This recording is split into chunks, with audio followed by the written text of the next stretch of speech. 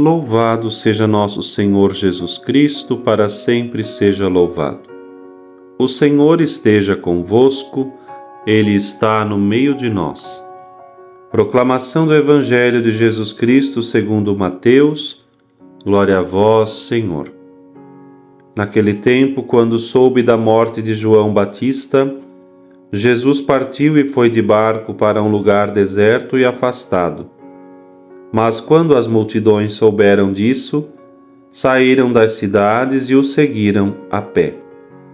Ao sair da barca, Jesus viu uma grande multidão. Encheu-se de compaixão por eles e curou os que estavam doentes.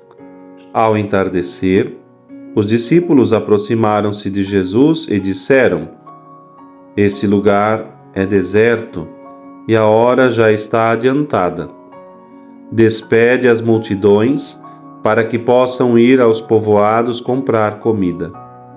Jesus, porém, lhes disse: "Eles não precisam ir embora. Dai-lhes vós mesmos de comer." Os discípulos responderam: "Só temos aqui 5 pães e 2 peixes." Jesus disse: "Trazei-os aqui." Jesus mandou que as multidões se sentassem na grama. Então pegou os 5 pães e os 2 peixes, ergueu os olhos para o céu e pronunciou a bênção. Em seguida partiu os pães e os deu aos discípulos. Os discípulos os distribuíram às multidões. Todos comeram e ficaram satisfeitos, e dos pedaços que sobraram, recolheram ainda 12 cestos cheios. E os que haviam comido eram mais ou menos 5.000 homens, sem contar mulheres e crianças. Palavra da salvação. Glória a vós, Senhor. Querido irmão, querida irmã, iniciamos uma nova semana com a graça de Deus. Esta semana, a 18ª semana do tempo comum, semana especial na igreja, afinal é o mês das vocações. Segunda-feira, dia especial de retomar as atividades, o trabalho, o labor de cada dia. E o Evangelho que nosso Senhor nos dá a meditar nesta manhã, tão conhecido, mas sempre tão oportuno de recordá-lo, o milagre da multiplicação dos pães e dos peixes, que sacia a fome de uma grandíssima multidão. É muito provável que esse episódio se deu durante a primavera. Há um detalhe que não pode passar despercebido: a erva dos campos estava verde, e assim, muito provavelmente nessa estação tão bonita, ali o Senhor vai multiplicar os pães entre os seus comensais. Havia o costume entre os judeus de fazer como que pequenas tortas que muito facilmente se pode quebrar com a mão e facilmente então distribuir entre os iguais. E essa torta era muito utilizada como parte da ceia dos judeus para comer com molho ou coisa do tipo, ou quando saíam também em peregrinação, levavam consigo esta espécie de pão, digamos assim. E o milagre se dá exatamente no pedaço de um pão dessa procedência. O Senhor recebe, depois de ter que responder aos discípulos, olha, despede as pessoas, já é tarde, nós não temos o que fazer, o que dar de comer.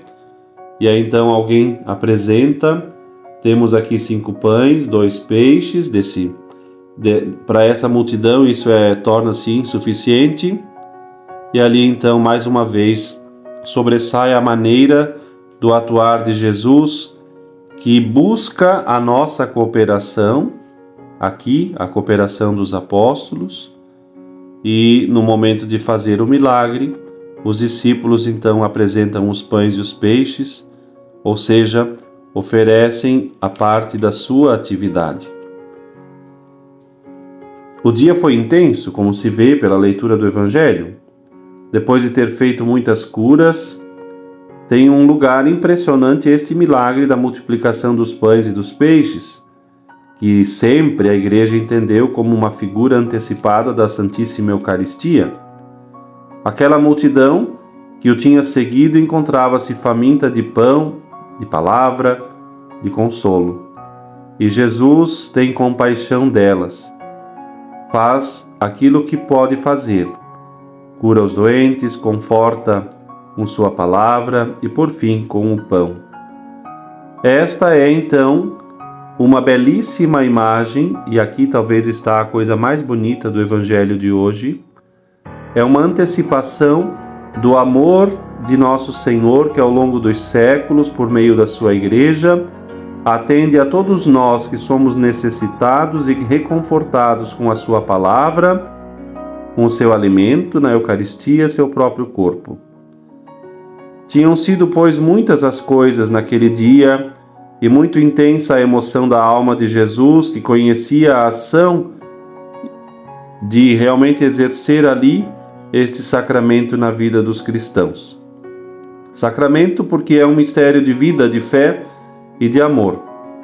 E tudo isso podemos aqui razoavelmente pensar que Jesus sentia necessidade de ter umas horas de recolhimento para falar ao Pai tudo o que ali havia acontecido. Na oração, entre uma atividade e outra, a alma necessita recolher-se para falar ao Pai dos afazeres cotidianos. E sobre a oração pessoal, o Senhor nos fala em tantos momentos do Evangelho, nos ensinando que é preciso ir e também assim colocar-se a sós diante do Pai e rezar. É o que acontece nos versículos que seguem este Evangelho. Que bom agradecermos hoje ao Senhor, que prontamente se deixou para nós mais do que apenas aquele que multiplica o alimento e sacia a fome. Ele se fez alimento para o mundo, para a eternidade. Que possas recordar, agradecido, as muitíssimas vezes que também recebeste a força do céu pelo Santíssimo Sacramento da Eucaristia. Que Deus te abençoe.